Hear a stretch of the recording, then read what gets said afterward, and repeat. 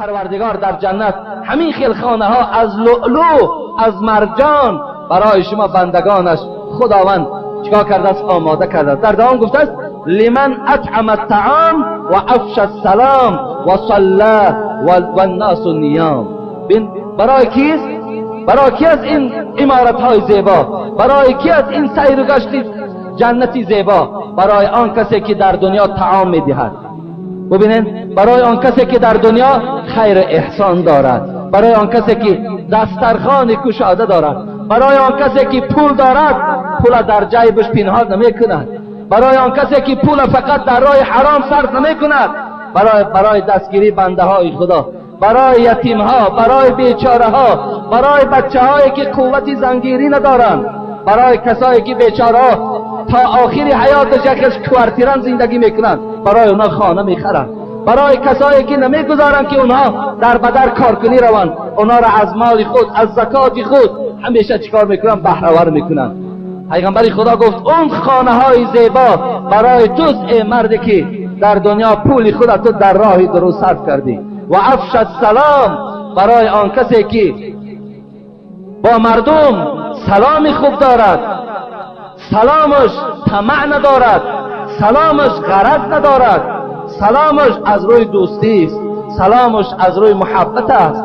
این گونه بندگان پروردگار گفت برای شما هم ما در جنت کوشک‌های زیبا آماده کردیم. و صلی و الناس نیام، برای کی؟ پیغمبر گفت برای آن کسانی که شب نماز میخوانند و مردم خوابند. ببینید ساعتهای 2-3 شب وقتی بنده میخیزد همه مردم در خوابند. وقتی تو میخیزی و طهارت میکنی و رو به سوی خدا میاری و عبادت میکنی، پیغمبر خدا گفت همون مساکین طیبه که خدا در قرآن گفته است برای توست. حالا امروز شما میبینید در تلویزیون همون چمپیونات اروپایی به فوتبال رفته ایستاده است. از ساعت 9 شروع میشود، یک تاش در ساعت 11 تمام میشود، دیگرش قریب از 12 سر میشود تا 2 را تمام میشود. ما تماشا داریم، تا 2 را تماشا میکنیم، لیکن خدا آنقدر انصاف ما نداده است که برای پروردگار 2 رکعت نماز خوانیم. 2 رکعت نماز بین از ساعت 9، 10، 11، 12، 1، 2، 6 ساعت ما منتظر فوتبالیم. 6 ساعت حیات خود در تماشای وی صرف میکنیم، لیکن 5 دقیقه همونه 2 رکعت نماز تهجد، او انصاف خدا از ما گرفته است. او انصاف نیست. تو برای خدا خسته و 2 رکعت نماز، حتی بعضی ما تماشا میکنیم مانده که شدیم بچیم و در حالم تا میکشیمش خواب میکنیم، حتی بعضی ما هم 2 رکعت نماز نمیخوانیم.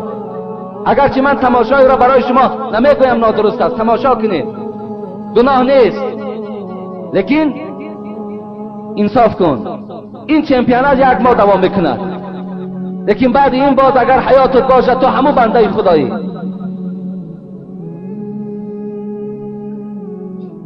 حضرت عایشه مادرمان گفت از برای پیغمبر گفتم شب خیستم ساعت 2 شب بود، حبیب خدا بالای جای نماز. گفتم از برای پیغمبر، ای پیغمبری خدا قدمات ورم کرده، زانوهات مثل زانوهای شتر ورم کردن. غفر لك ما تقدم من ذنبك و ما تأخر. آخی پروردگار گناه اول آخری تو را مغفرت کرده است، خواب نمیکنی جانت کمتر راحت کنه. حبیب خدا چی گفتن؟ در جواب پیغمبر خدا گفتن افلا اکون عبدا شکورا. ای عایشه تو محبوب ترین زن من هستی، پدر تو محبوب ترین مرد به سوی من است، لیکن این خیستن من، این عبادت من نشانه او است که آیا به سوی پروردگار افلا اکون عبدا شکورا، آیا به سوی پروردگار از جمله بنده های شکرگزار نباشم؟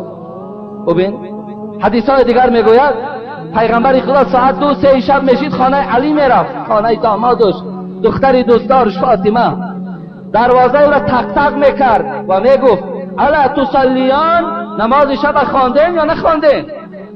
ببینین فاطمه را با علی بیدار میکرد، نماز شب خواندین یا نخواندین؟ حبیب خدا برای چی بیدار میکرد دختر دوستدار خدا، دامادی دوستدار خدا برای چی بیدار میکرد؟ به خاطر میدانست که در نماز شب چی راحت است، در نماز شب چی اجر هست برای بندگان نیکبختی است. پروردگار بعد آسمان دنیا می آمده است، رحمتی او می گفته است کجاست بندگانی که از من چی خواهیشی که دارند اجرا کنم، چی مشکلات دارند مشکلات چون دور کنم. پروردگار از بندگانش پرسیده.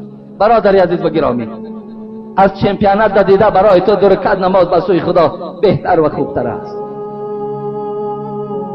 حبیب خدا گفتند جنت برای این است، مخلد در جنت میمانی، مساکن طیبه، خانه های زیبا پروردگار فی جنات عدن، فی جنات عدن، جنتی که نعمتش هیچ وقت نمی پوسد، جنتی که نعمتش هیچ وقت انتها آخر ندارد. پروردگار در همون خیل مکان برای تو چی کس وعده داد که من برای تو مسکن تیار میکنم، من برای تو باشیشگاه آماده میکنم.